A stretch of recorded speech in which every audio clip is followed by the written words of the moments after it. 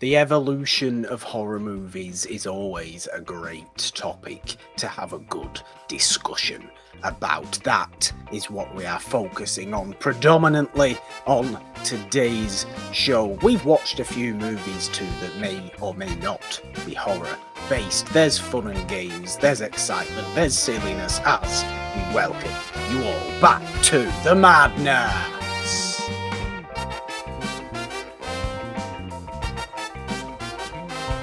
Hello everyone, welcome back to The Madness with Morgan and the Machine. Are we excited, Jeannine?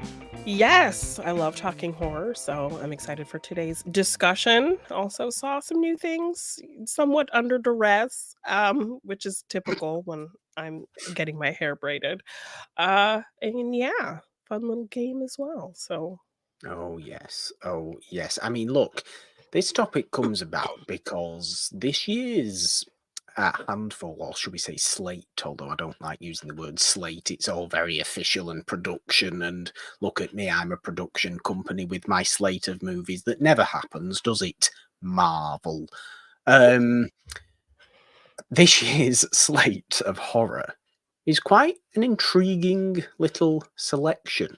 It also involves one movie that Morgan's very excited for, and Morgan's incredibly excited for. This is definitely my kind of thing, which is, of course, Robert Eggers' Nosferatu remake, retelling of Nosferatu. Obviously, Nosferatu itself is just Dracula without the rights to the name, but to remake Nosferatu, to redo Nosferatu specifically, is way more interesting than just redoing Dracula, because yeah, it's very specific. And also, I was kind of just like, I could see you hating the idea of a Nosferatu remake in today's time.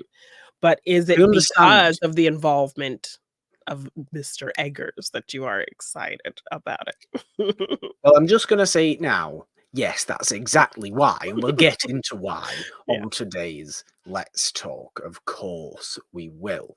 But it will be interesting. There's a bunch of other great-looking horror as well that will be coming out this year, and may already be out as well, although I'm not overwatched on movies that have come out this Stuff year like at this Long point. Legs, Maxine. Yeah.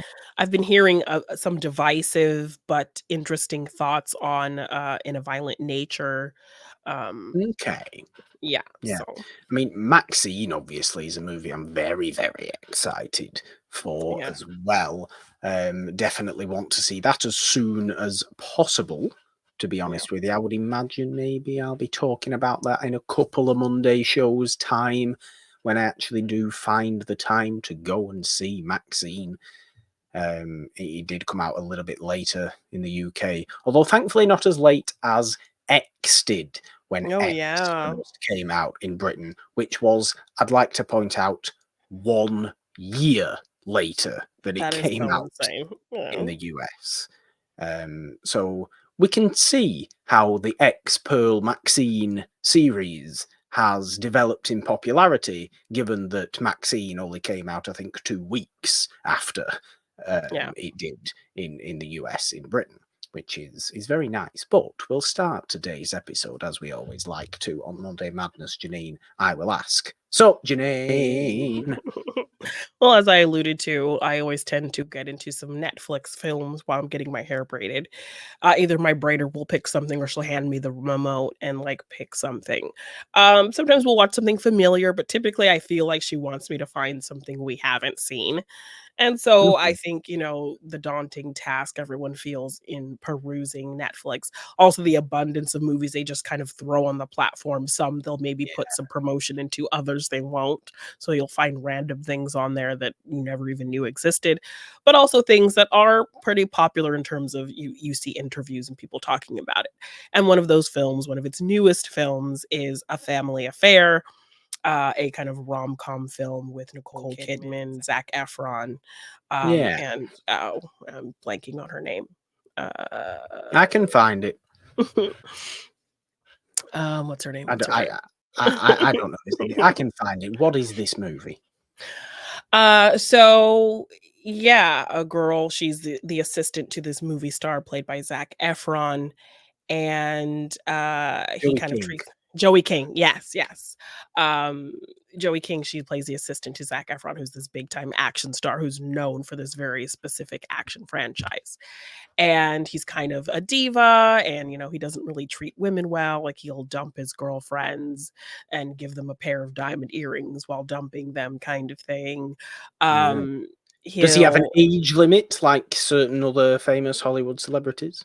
No, well, because what the kind of big plot point in this film is that he ends up falling for his assistant's mother, played by Nicole Yeah. Kidman. So it ends up causing this conflict because she knows who he really is. She cares about him. Like she sees that deep down he's a good person. She wants to see him succeed. She feels like he has potential as an actor to do more than this cheesy action franchise, but he doesn't really believe it. So he just wants to stick with what he knows is bankable. But she kind of wants to push him. He has also promised her that he'll make her a producer of his company. But he hasn't made good on any of those promises. So she's starting to get frustrated. Also, just kind of with his diva behavior. So she ultimately quits. He goes over to try to convince her to come back. She's not there, ends up striking up this rapport with her mother, and Mm, they end up kind of falling for each other. So, interesting. yeah, so perfect kind of plot point for a movie like this. But the thing where it falls apart for me, not really falls apart, but the film, instead of giving you the perspective of both the characters, like obviously this mom is an older woman, her daughter is a grown adult. Yeah. Her husband has passed away for 11 years, so she's a widow. Um, and so it's her time. She's devoted all her time into her daughter. She wants to have a life of her own, wants to have love and romance, and things are working out great seemingly with Zac Efron. So why not give her this opportunity to find love and be happy? Yeah. But then there's the daughter's perspective. This is really weird for her. She knows this guy inside and out. So she knows his game. She knows how he treats women. And he hasn't treated her all that great. So she's very skeptical of that. And just in general, the situation of your boss being in a relationship with your mother is weird and would Mm. be uncomfortable for you. But the film automatically kind of forces us on this to be on Nicole Kidman's side and really doesn't give Joey King's character any grace in understanding her perspective and why she's upset about it. We're immediately seeing that Okay. she's being irrational, she's being kind of a brat about it, and her feelings don't really matter because they kind of sneak around a little bit and don't tell her. They tell her they're not going to see each other and then see each other. Um, and things Mm. like that. The grandma who's kind of in the middle, Joey King's grandma, who is a pseudo mother to Nicole Kidman because she's the mother of her deceased husband. Right. She's kind of in the middle advising both of them, but she's also clearly on the side of the mother getting her groove back and finding love and kind of telling Joey King to get over it. So I mean, even we do like a get her groove back kind of scenario, Yes. don't So we? I'm happy with the mother getting the scenario. So I like her perspective, but I also want to have some sympathy for the perspective of Joey King that this is weird for her. And so the fact that a lot of the characters don't understand that or, you know, give her grace to feel that is kind of a bummer. And the fact that it Yeah. just immediately automatically leans to one side and they're almost kind of villainizing her for not being happy about it and like that she's this big downer. But understandably, this would be a weird situation for you.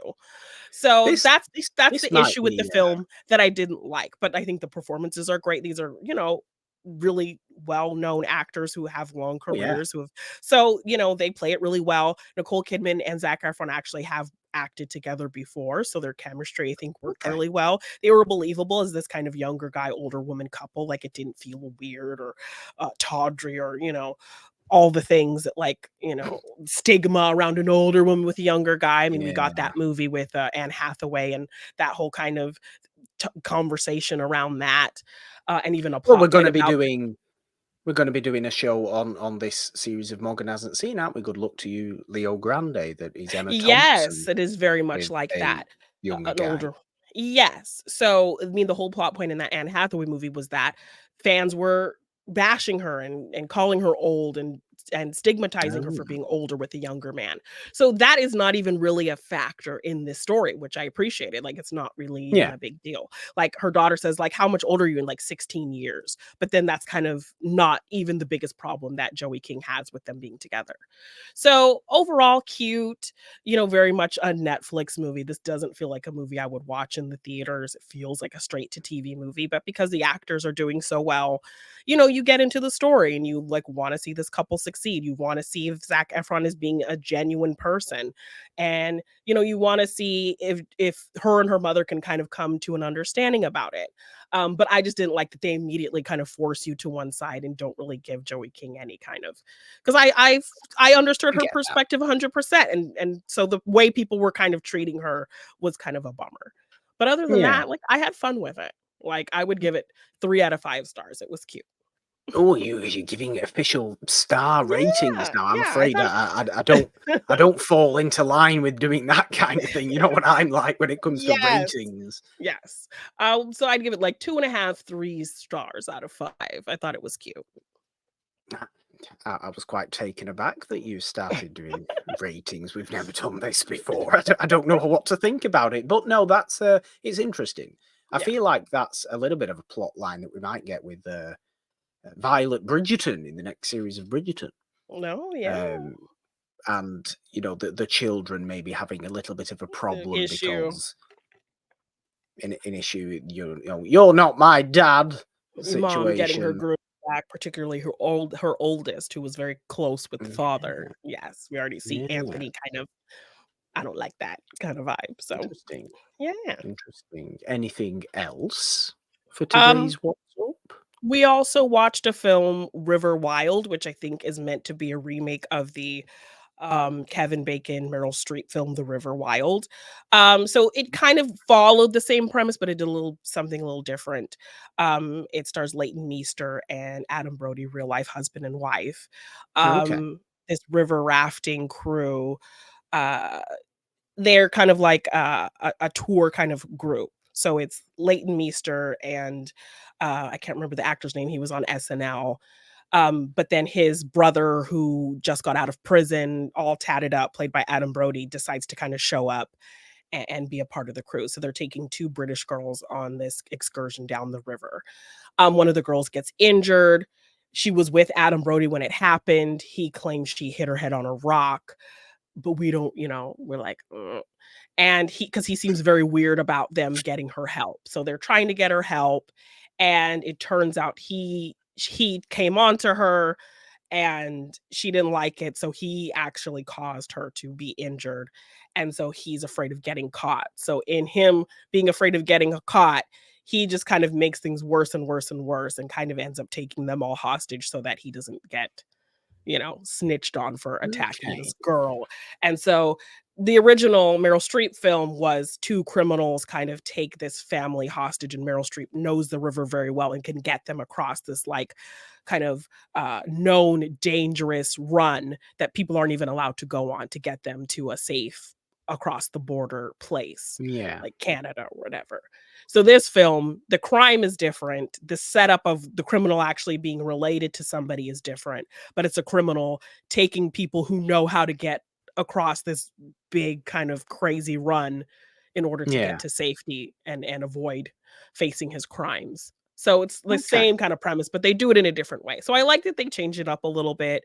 Again, it felt like a straight to kind of TV movie. I Yeah. preferred the Meryl Streep version. But me and my brother, when we were watching, we were like, "Oh my gosh, what's gonna happen?" What? So we were kind of getting like into the tense of the moments, Okay. people wrestling with a gun and what's gonna happen. And oh my gosh, is he gonna do the thing that we think he's gonna do? And then he ultimately does it. So then it kind of loses points for being predictable. But there were some Yeah. scenes of Okay. tension that got us like, "Oh my gosh, oh, what's gonna happen?" Oh, and we got kind of into the tension of moments. So I appreciated kind of like getting into it in that aspect, but Yeah. a bit predictable and not as good as the original film. But I appreciate it for not just being a regurgitation and kind of changing up the story. So It's fair. It's a good way of remaking something. Will lead us nicely into our let's talk discussion when we yeah, talk about remakes having to do different things in order to be worthwhile. yeah, But before we get into that, I have a WhatsApp of my own in Okay. case What did you anybody's see? interested. I did go and see the new Quiet Place, Day One, Okay. which I've been a fan of the Quiet Place movies. Yeah. I like both Quiet Place movies. I haven't seen it yet. Mhm. Quiet Place 2 is really kind of great, actually. It's kind of nastier Yeah, than Quiet Place. people don't really like it, but I I don't was know into it. why. Yeah. I really like Quiet Place 2. What A Quiet Place Day 1 does, however, is make it very clear to me that they are not going to stop making Quiet Place movies Oh, anytime soon, okay. because now I think it's become clear that they are willing to basically just tell individual stories within this world.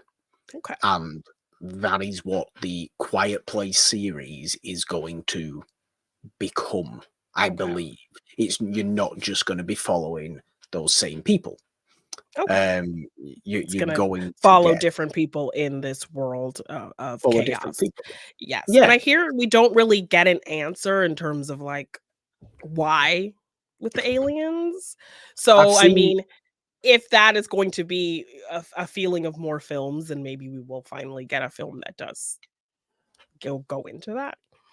I have seen way too many people for my liking get a little bit mad at the fact you still don't know after this movie. It's called Day One, okay. We all know A Quiet Place. It's the alien invasion. You have to be Yeah, quiet, otherwise they'll come and maul you to death. yes. That's the point of them. They're horrible, big, scary things. John Krasinski and Emily Blunt. We know A Quiet Place, right? Yeah. Day one, you suggest, okay, maybe we see the invasion. Now, we've already seen the invasion happen in the beginning of the second one. We Yeah. see the start of the invasion.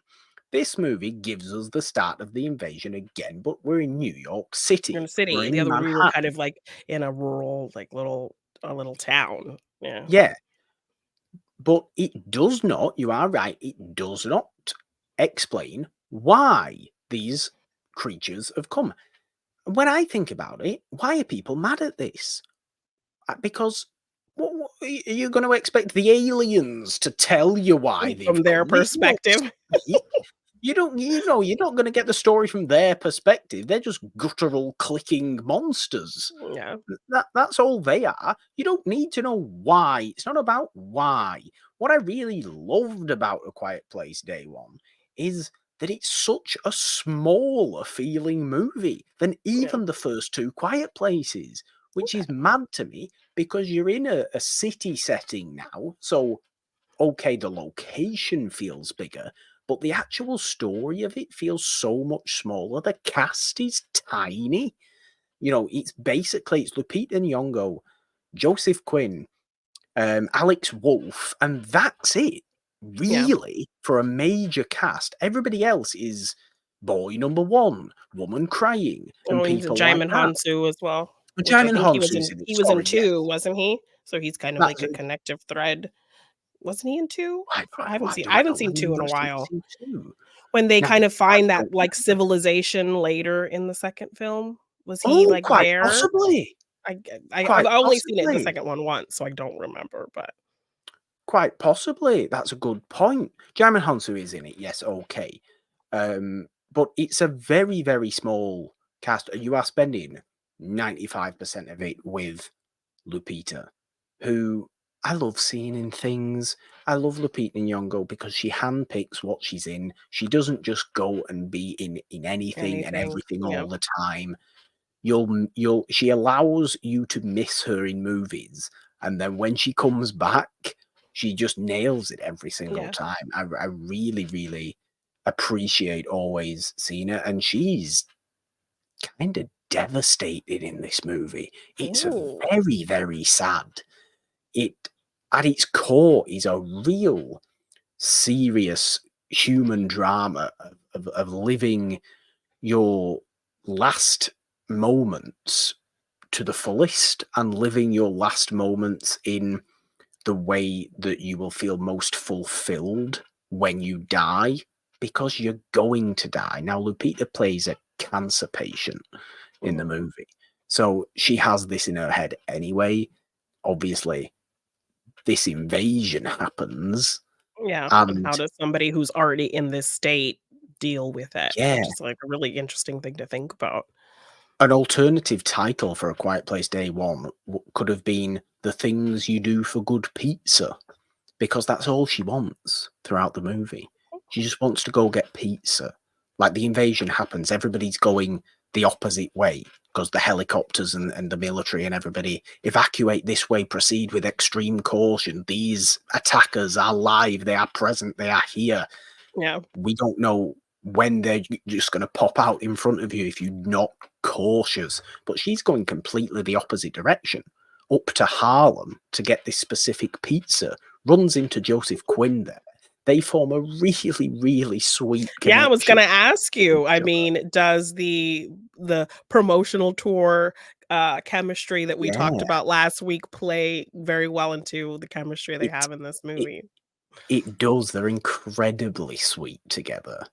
There's, really quiet moments, a lot of really quiet moments. Obviously, it's a very quiet movie, Yeah, but there's so many little quiet moments of them realizing, coming to realize the situation they're in and trying to find tiny little bits of happiness in yeah, this one day that they spend together. And I won't say, how it ends exactly, but I found it really, really very touching, really very okay, emotional, and I love that it is a smaller Quiet Place movie, and I think that might be something people are a little bit upset about as well. Why isn't a third sequel bigger? bigger Why and more bombastic. why Okay, don't we okay, know more at this point? But I just don't think we need to, because I think people miss the focus of it, and I think the okay. focus is so secure, it's so tight, it's so obvious that, you know, given if these people were to watch it again, knowing it, I think you'd just like it so much more and you appreciate it so much more. It's a really, really wonderful little horror movie. Okay, I really do like nice. it. That's Speaking of horror wonderful. movies, Jeannine, speaking Yes. of horror movies, let's get into our Let's Talk today, as we are posing the topic, I suppose, old horror versus new horror. There it is on screen now. If Yes. you are watching on the YouTube channel, the It's a Wonderful Podcast YouTube channel, of course, where you can find today's episode and every episode of Monday Madness. If you are not already here, subscribe, ding the notification bell, subscribe wherever you are listening as well. If you're not watching, of course. But old horror versus new horror, because we do seem to have quite a good amount this year. Or good looking. Yes. Yes, and I think it was just the recent release of the Nosferatu trailer, which is a remake of a classic film, had me thinking about classic horror versus newer horror, the differences, the merits of each. Like, what does the classic film era do well, particularly with more limited effects qualities and things that they Mm. can do, maybe a lot of them not being in color and all of that, and what kind of modern horror does in terms of particularly today. I think we get a lot more interesting concepts and narratives and uh kind of trying to elevate, elevated horror, blah, but in terms of, like, instead of kind of regurgitating the same things that we're getting, with 80s and 90s and 2000s, kind of, not really reinventing the wheel. And a lot of the movies that coming out in those decades all kind of did the same thing in their respective decades. Whereas I think this era is every horror movie feels a little bit different with nods to things from the past, but ultimately, so it really had me thinking about the difference between the different eras of horror specifically. Yeah, and it's a great thing to think about, but I do think we've got to remember, aside from the discussion of remakes that we will spend a little bit of time talking about, is that horror as a genre is so easy to map because Yeah. it is so ingrained in the culture it comes out in. Every single time, even when you might think of surface level slasher movies being, not that deep at all, how are they projecting the fears of the current society? But in many ways, the best movies, the best horror movies of every era, if you want to go decade by decade, it's an easy way to do that. The best horror movies of every decade, the most remembered horror movies of every decade, play on the fears of the culture they came out in that country, in that time. Yeah. They Yes, okay, some of them are more action horror, some of them are more, spectacle horror. But the really effective ones, the really memorable ones, it's clear that there's some deeper message going on about the state of the world. And I think that's why we get a lot of good horror today, because there's so much nastiness going on Yeah. all across the world that it's easy to tap into people's fears of things just going Yeah. over the edge. Yes, I mean, you And think about Jordan Peele and how he plays into systemic issues that are yeah, prevalent in the world in terms of race or spectacle or society's need to kind of profit off of a crazy thing, even if it's dangerous, even if it hurts people and that kind of yeah, thing. Yeah. there's always been horror movies being made that Have kind of do a this. messaging. Yeah. There's always been, from the very start, right, every single year, right, give or take a few, right up to the present day. There's always been that stuff there. I think we seem to be in, and have been for 10 years now, really, I would say, a real boom of top quality intellectual horror filmmakers Yeah. making clever horror movies. Don't call them elevated horror because it makes you sound pretentious and Yes. fancy and all these other stupid things. They're just clever. They're smart. They're nasty. They're brutal. They're exploitational at times. Yeah. They're every little bit of surface level gore and horror and jump scare that you might possibly want, but there's a smartness to them, and that's why they're successful. That's why people remember them. Even the silly ones, even the stupid ones. I mean, for God's sake, something like Megan from Megan, yeah. right, that was just so stupid and so out there, but actually had a genuine real life possibility about it that made it effective. Yes, it Yeah. treated it the campy way, but it's finding that line, and it takes intelligent filmmakers to find that line. And Yeah. we are in such a boom of them now. Now, comparing this era, which I think, to be honest, we're in a different era now than we were 5 years ago. I think we've developed even a stronger genre of Yeah. horror from where we were even 5 years ago, which is wonderful. But comparing it to all other eras, okay, if you're going right the way back, if we're specifying this discussion on Nosferatu, and we're going right the way back to 1922, for God's sake, Yeah. with Murnau's Nosferatu, the style of horror then was very symbolic. It's still very And symbolic. stylish. It's very stylish. Very, that movie is an expressionist masterpiece. It's Yeah. got all those contextual, cultural fears within it, Artful and shots, silhouetted type things, stark yeah, black and whites, well, obviously in black and white, but really stark kind of, contrast in terms of that, yeah, to create this kind of ominous feel. it's what I think makes horror a very easy genre for those who don't necessarily love old movies. And you know how I feel about these people. I think these people deserve to be thrown into a pit somewhere and forced to watch old movies. Um, but I think it's an easy genre to always go back on because the fundamentals remain the same.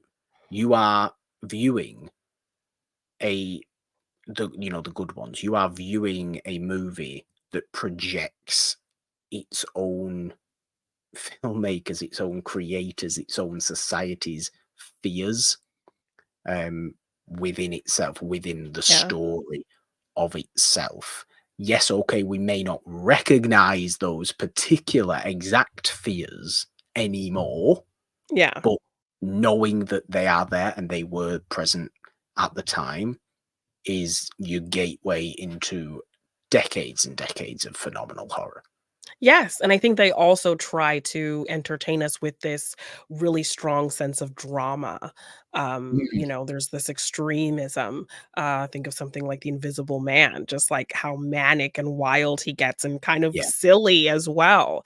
It's really an entertaining film to watch because of how much it leans into a very dramatic, over the top performance.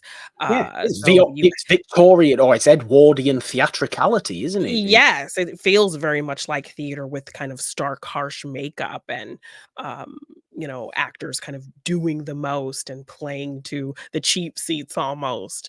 It's very much So what Nosferatu is. Let's focus. yes, If we're focusing the discussion on that, it's very, very much what Nosferatu is, because it's a yes. silent movie as well, of Mhm. course. It needs Yeah, to so be. you have to kind of do a lot with your performance to sell it, with the physicality of things. So I love that, classic horror definitely is playing into more theatrical aspects, physicality and makeup Yeah.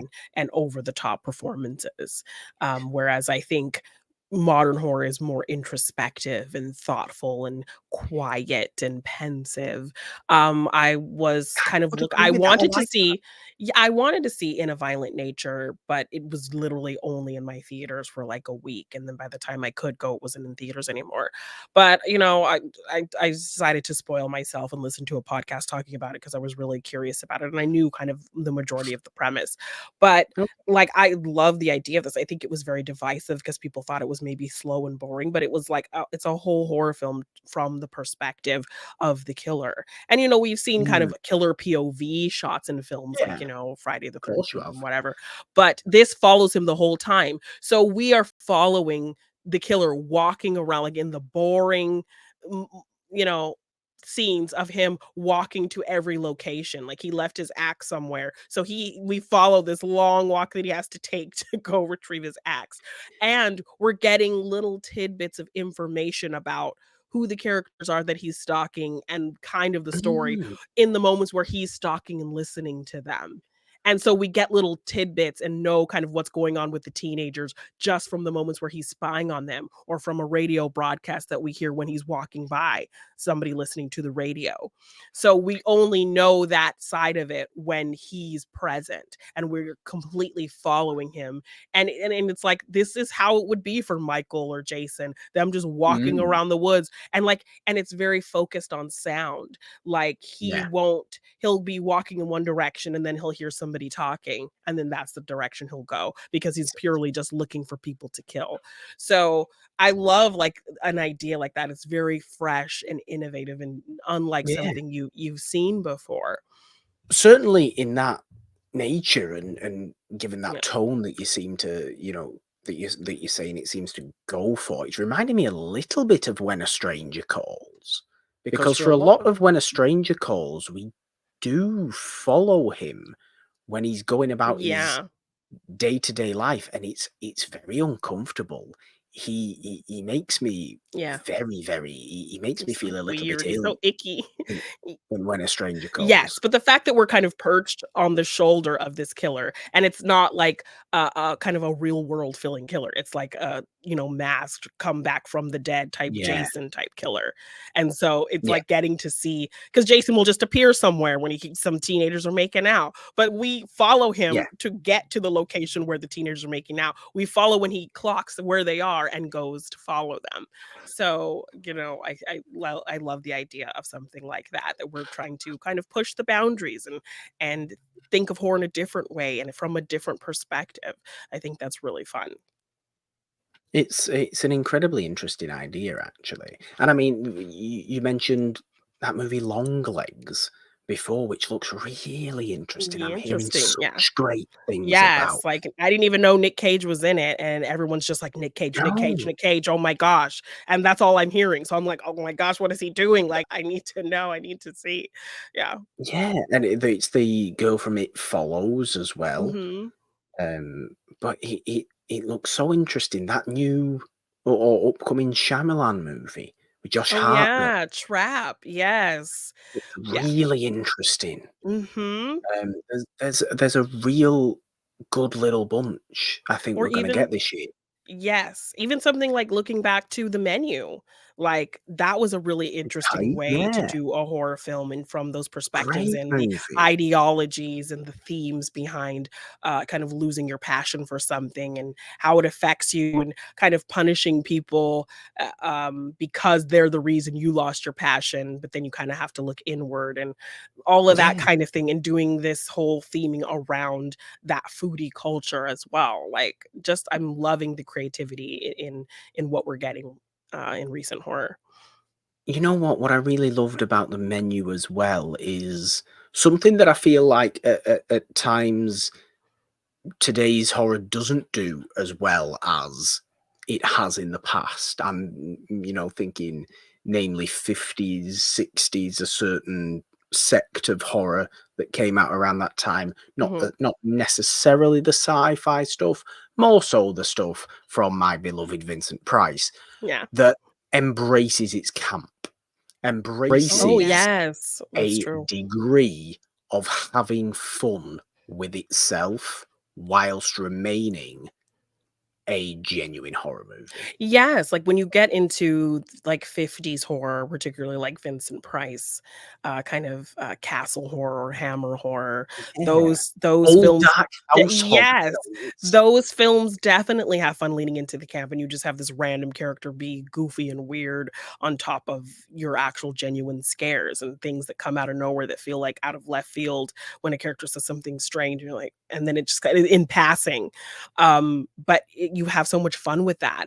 And then kind of those films, like when you go to remake them with, the kind of later versions of those Vincent Price films, they Yeah, don't really play into the camp. They try to take themselves a little too seriously or try to be more action heavy or try to lean into some other genre aspect instead of just, maybe making it more scary and gory because you can now with the technology you have, yeah, but still keeping that fun camp. And they think when movies get remade from the classic era, they try to take themselves a little too seriously and don't really have fun playing into the campy nature of that. I think that's also why maybe Jordan Peele's movies work because he does to a degree play with the camp and his movies feel like episodes of the Twilight Zone because he says that's like always a huge reference for him and the Twilight Zone is yeah. very campy. So, I I mean, think if you're going to remake something that came out in the classic era, it makes sense to uh, work in that campy aspect. I think that's why I loved something like Lisa Frankenstein. It was a very campy, fun sure, film, yeah, and which is why I was disappointed it didn't do very well because it does kind of poke fun at itself while also harkening back to 80s horror, but also feeling very modern and bright and technicolor and all of that kind yeah. of thing. So, I mean, if you look at Peele's movies, yeah. Get Out does have a dry humor to it Mhm. at times. It's a tough movie. It's a dark horror movie, Yeah. but it does have a dry humor to it. Us definitely has a dry humor to it. Yeah. It's kind of really genuinely funny at times, whilst being incredibly creepy and out there. Yeah. Um, Whatever you think about Nope being a horror movie or not being a horror movie, whatever you think about it, that also plays into an over theatricality. Yes, I mean, And Jaws was a huge inspiration for what he did with that film and what he was going for with that film. So, yeah, yeah. that is, it's not lost. It's not an element that's lost, but it's an element that I think could be done more. And I really do appreciate when I do notice a camp quality in Yeah, there. that's a It good is point. something that remakes don't do often enough, Yeah, as you very much they said. yeah. In the in terms of Nosferatu, doesn't need to be doing that. Doesn't need to be doing No, that. no, no. Not a campy movie in the first No. place. No. Please don't make Nosferatu campy. Now, we've seen Dracula be done campy, sure, but they are very different beasts, Nosferatu and Yes, and I Dracula. think Eggers is the perfect person to interpret that. You know, he You does know already how have this period quality to his work. you The know how coloring, authentic he is. yes, he can sell great scenes of silence. So even though this probably isn't going to be a silent film, I feel like it'll have that sensibility. Like you'll have a lot of quiet moments where it's just music, where it's just silhouettes and shadows, where there's not Yeah. going to be a lot of dialogue because he can do scenes like that really well. He's So never afraid to show the uncomfortable either, and yeah, he's never afraid to almost show the dark sort of beauty in a certain freedom that demonic sort of horror has. Obviously, in The Witch, there is the end of The Witch is a very dark ending, yeah, sure, but it's a freeing ending. It's a beautiful ending for yeah, Thomasin at the end of that movie, but it's evil winning. You think of, yeah, okay, is The Lighthouse a horror movie? Possibly not. It's just a mental deterioration, craziness, yeah. chaos movie. The Northman isn't a horror movie, but that No. definitely does Didn't show shy away from some scandalous and dark kind of imagery for sure. doesn't shy away from anything at all. And from this trailer for his Nosferatu, I've been excited for him doing Nosferatu since it was first announced he would do Nosferatu, Yeah. knowing who's in it, seeing who's in it, seeing his regulars pop up Yeah. in it. It gives me so much excitement, so much hope, and I love everything about it. I know it's going to be visually perfect. I know Yeah. it's going to be visually perfect. It's if the actual, I suppose, story of it, but it's Dracula. You know the story. The story's not difficult to tell. You've just got to make it feel, make the vampire, make Nosferatu. And yeah, okay, Bill Skarsgård is playing Nosferatu. We don't see him in the No. trailer, I think Which is rather great. Perfect. importantly. Yeah. We don't want to see him. I do No. not want to see a frame of him, an image of No. him, anything of him until I watch the movie. It is important to make Nosferatu himself look as other as possible, Yeah. look and feel as completely inhumanly terrifying as Yes. possible. And I think he's able to do that, Skarsgård. I think Eggers is definitely able to do that. And having his trustees around him um, are going to emphasize that more. You know, he's putting everything into the production design of it. You know, he's putting everything into the visuals of it. You know, this is going to feel tonally because he loves those styles of movies anyway. Yeah. It's going to feel like an old horror movie with a effects quality of a Yeah. new horror movie, which is Definitely. the best way. Is the Yes. best possible way. It will not feel, people could say, is it worthwhile? Why can't we just go and watch Nosferatu from 22, which is a wonderful movie, an incredible movie? Sure, absolutely, it is. I have faith he will do something out there Yeah. with Nosferatu as well that is very different. Very, very different. Maybe it isn't at all the story of Dracula, the actual Yeah. plot of Dracula. Yeah. Maybe it is just, here's Nosferatu, the vampire. Here's the town. Invade, Yeah. And do something completely different. Yeah. you know? Be Yeah. the parasite you are, Nosferatu. Yeah. Be the plague you are. Cause complete breakdown of this Yes. society. Yes. That's what I we love want to that. see, I think. Yes. Yeah. Excitement. Excitement. There we go. Old horror versus new horror. Doesn't have to be an argument. It No, doesn't. they It both doesn't have have their to be. merits.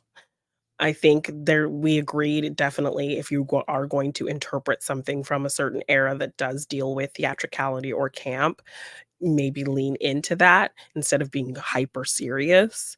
I think you Yeah, can still have a sense of realism and fear and terror and still kind of play into those campy elements instead of kind of watering them down and trying to make it more of something else. So, absolutely. yeah. Absolutely. Wonderful. Excitement. Yes. And, keep a good eye out for these horror movies of 2024. They do look pretty interesting. They Yeah. really do. Jeannine, let's end today's show with fun and games as we always Yay!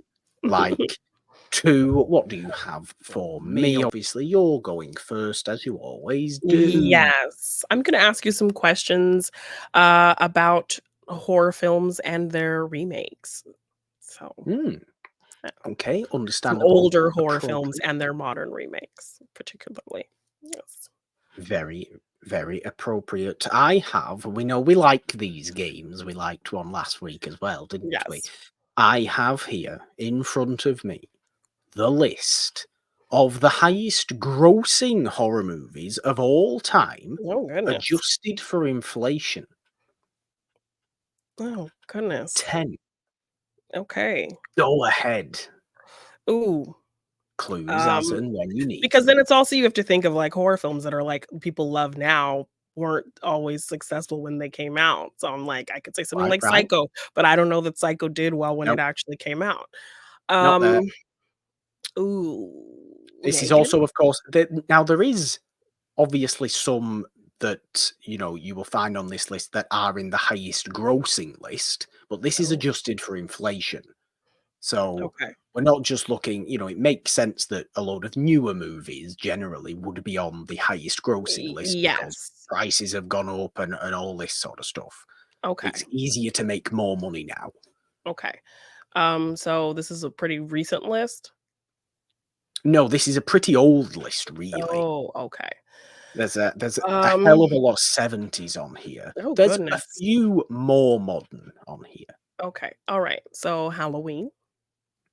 Halloween is not on here. No, S Friday the 13th? no, no, no. We now horror. This is a more general term of horror as well. Basically, does it have something scary in? Oh, well, that's kind It's of just broad. yeah. Scream? Scream is not on there, but rather interestingly, I'll give you a clue. Its spoof is Oh, Scary Movie. Scary Movie is the 10th highest grossing horror movie adjusted for Wow. inflation. Okay. Um, It's a good movie. It's a funny movie. yes. I mean, is there anything Hitchcock on there? No, no, no, no, Okay. no, no, no. Lot of 70s. 70s, okay. One Why? reasonably recent one that was an enormous horror movie, and every fool went and watched this. No, really? Dawn Yeah, of the I say Dead? reasonably recent. It's 7 years old now. Dawn of the Dead not on there. No, no, no. Oh, I thought that Zack Snyder one did really well, but, There's a couple of movies from your favorite year, oh. being that you were born. Oh, the year I was born. Now, again, what you class as horror movie, you might be thinking See, too that is dark. throwing me off. I'm, like, literally You thinking of horror, but there's probably some thrillers on there. Like, you're saying maybe think 70s and just I like, am, yeah. Think a touch lighter. Just I think need of some something with horror elements. I need some more clues. Um, your favorite movie, not your favorite movie, but your favorite movie. Not your two favorite movies, but your third favorite movie. My 3rd favorite movie. Not your Oh, birthday movie. to the Your Terminator. no. Ter Um, the birthday song movie. Oh, the birthday song movie, Happy Death Your Day? birth your birthday song. The song that was number 1 on your birthday, Ghostbusters! Ghostbusters, is the 3rd highest grossing horror movie adjusted for inflation. Okay, okay. Should I give you clues on them? Yes, I need clues. Okay, okay. So we'll go up. 9th, we're looking at very sci-fi horror, the first of a franchise. First of a franchise. 70s. Oh, sci-fi? Oh, Sci-fi horror I guess I wouldn't call it a franchise. or Um, series. a 70s sci-fi franchise? No, That's no, like no. It started in the 70s. It's very much still going on. It's a sci-fi horror. Certainly not all the movies are horror, but the first one definitely is. Sigourney what? Weaver. Alien? Alien. Alien Okay, okay, is the okay. 9th. The 8th had a remake with Ryan Reynolds in the mid-2000s. Oh, Amityville Horror. Amityville Horror, the original with Yes, James Brolin, is there. yes. The 7th highest grossing is the sequel to the first highest grossing. And the first highest grossing horror the highest grossing horror movie of all time, adjusted for inflation, is the movie that changed summer movies. Jaws. Jaws. So the Yeah. 7th highest grossing is A sequel to that? yes. Oh my gosh, was it Jaws 2: The Revenge? It's Jaws 2. How Yes, you're horrible! quite I right. thought that movie was terrible. I never saw it, but I heard it was The terrible. 6th highest grossing movie is the most recent one on here from 2017. We've just mentioned him playing Nosferatu. Oh, It. It is there, Yes. yes. The 5th highest grossing movie, also from your birth year. We watched it at Christmas. Oh, um Little nasty creatures. oh, Gremlins. Gremlins is there. Okay, Um, okay. the 4th highest grossing movie. Well, obviously, if I just say it, I'm gonna give it away, aren't I? It's from 1999. We've also talked about him on today's show briefly. Ooh. The man who made this movie? It's from 1999. It's a horror movie. It's definitely a horror movie. A very successful horror movie, spoilery horror movie. Don't tell people queuing up for the cinema the spoiler when you're walking out. That'll be fun. 1999. To do Ooh. with a child and a man that comes and visits the child. And the man turns out to be what the child sees. Oh, Sixth Sense. Sixth Sense is there. Yes, the 3rd was Ghostbusters, of course. And the 2nd, 70s horror. 70s horror. Like the horror, Texas this Chainsaw? is the scariest movie of all time. Is it People Texas vomited. No, Tex not Texas. Texas Chainsaw made no money. No, Texas Chainsaw did make money. It didn't, not Yes, this money. From a yes. novel, very, very famous movie. Oh, The Everybody Exorcist. had The Exorcist. Exorcist. There you go. Very nice. Well done. Okay, oh my gosh, that was hard. I Okay. felt the need to give you the clues for that one. Yes, no, I definitely needed the clues because when I was hearing and some of them aren't quite horror, but they might be horror adjacent, and then, yeah, my mind was going in all different places. So I only have 4 questions for you. Okay. Some, guessing, like, when movies came out and who played who and that type of thing. So, Okay. Okay. um, let's see. 13 Ghosts was released in 1960. When was its remake released? 13 Ghosts is such a great movie. What a silly movie 13 Ghosts is. Which we That's a covered remake, both. no. We did. The remake, I believe, is it 2001? Something like that? Yes, 2001. 2001? Yeah. Yes. It's a remake that I do enjoy because it still wants to be a bit silly. Yeah, they It's do so some different. great things in there, but it's very different.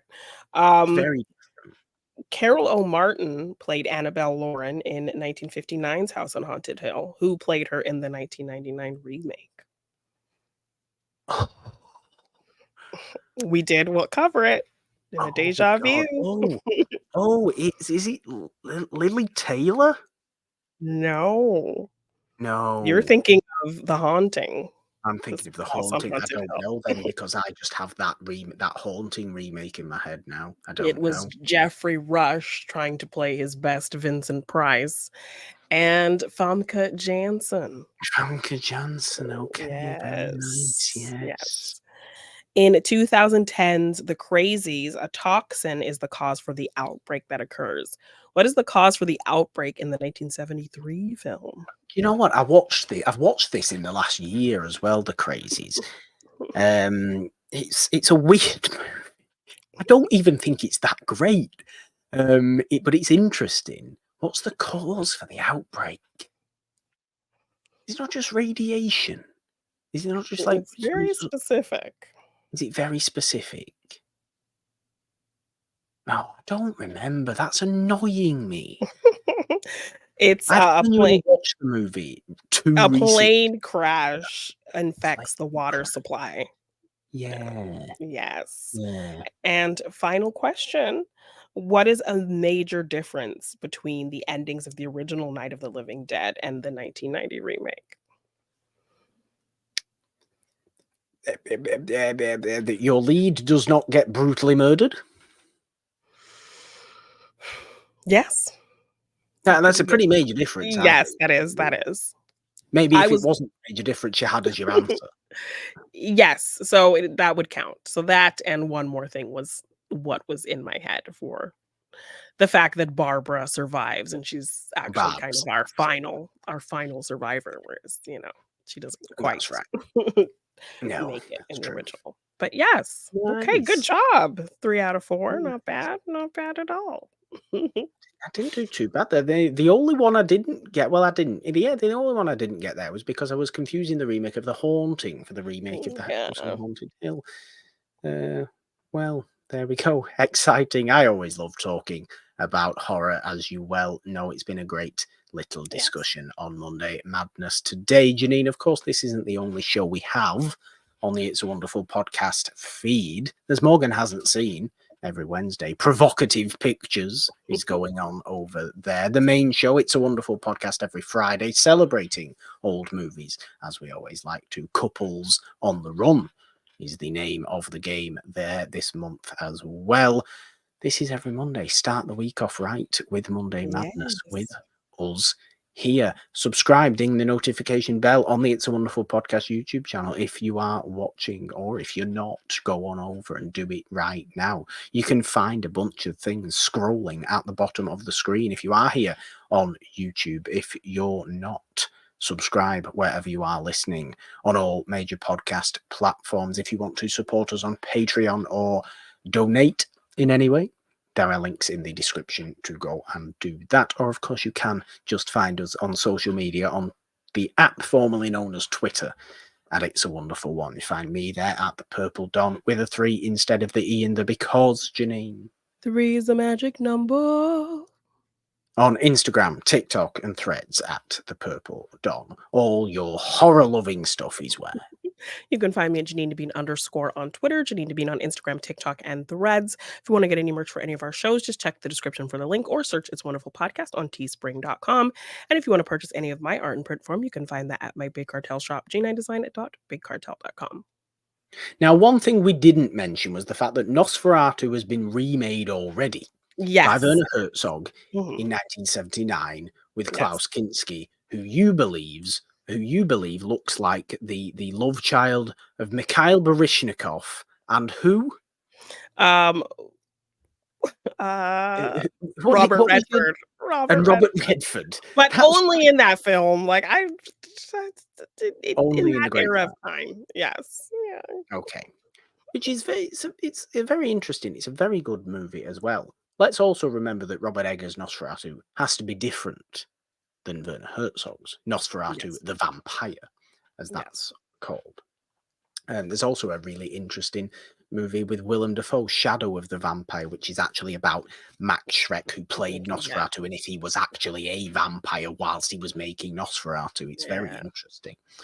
But I wanted to get you to do an impression of Nosferatu, but given that the only vocal impression you could possibly do is either Willem Dafoe in Shadow of the Vampire or Klaus Kinski in Nosferatu the Vampire, Which with neither Y. I've seen, so Um,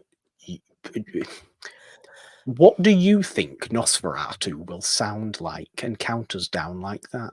Bill Skarsgård's Nosferatu.